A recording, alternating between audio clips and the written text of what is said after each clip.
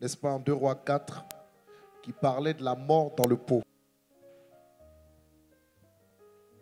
La mort dans l'histoire de la mort dans le pot. Alléluia. Et nous avons appris que le prophète enseignait des garnisons prophétiques. Et naturellement, il a demandé à un moment donné à l'un des fils des prophètes d'aller cuisiner de la nourriture sur un plan physique pour nourrir tout le monde.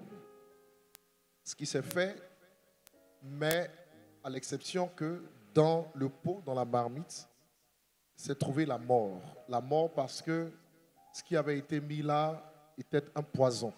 Et donc nous avons eu l'information que la mort peut se trouver dans un pot, dans une marmite. Et généralement, nous venons de familles dans lesquelles la mort se trouve déjà dans le pot. C'est notre responsabilité que de retirer la mort dans le pot. Élisée est venu, et ce qu'il a fait, c'est qu'il a pris de la farine.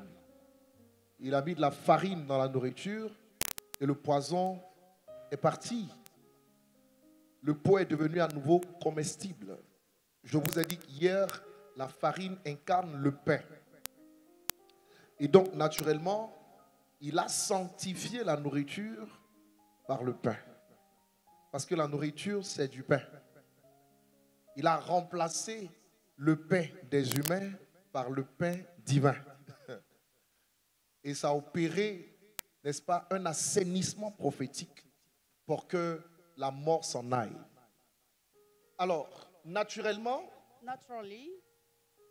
la mort ne doit pas être laissée dans le pot. Death do not come in the pot.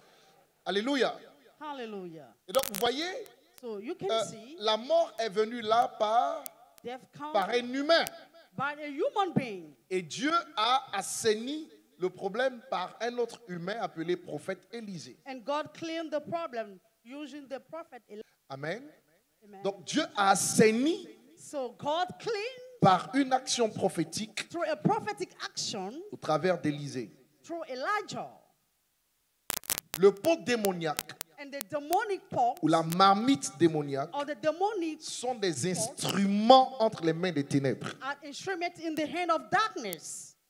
Et tout ce qui vient des ténèbres transporte la mort. And all what comes from darkness carry death. Je crois de tout mon cœur qu'il y a des hommes qui ne doivent pas vivre pour que d'autres hommes vivent. For other human beings to live. Amen. Amen. Je ne suis pas en train de parler de tes adversaires. I'm not talking about your adversary. Je parle de nos ennemis. I'm talking about our enemies. Il y a une grosse différence. There is a big difference. Alléluia. Hallelujah. Un adversaire, c'est une personne qui compétit avec toi, n'est-ce pas? Un peu comme actuellement se joue la Coupe du Monde. Vous avez des équipes qui s'affrontent. Ce sont des adversaires, mais pas des ennemis. Je dis juste après le match, bon, ils se retrouvent, c'est l'amitié totale. Il n'y a pas de souci. Ils combattent pour un temps, pour atteindre un objectif. Et c'est le meilleur qui gagne. La vie continue après. Un ennemi, c'est une personne qui dit que toi, tu ne dois pas vivre. Il faut qu'elle te tue, il faut que tu disparaisses de la terre. De telles personnes méritent de disparaître avant toi. Et donc, je veux te donner de comprendre ce soir. Il y a des êtres comme ça qui ne doivent pas vivre. Il y a des choses qu'on a laissées entre les mains de Dieu alors que Dieu les a plutôt laissées entre nos mains.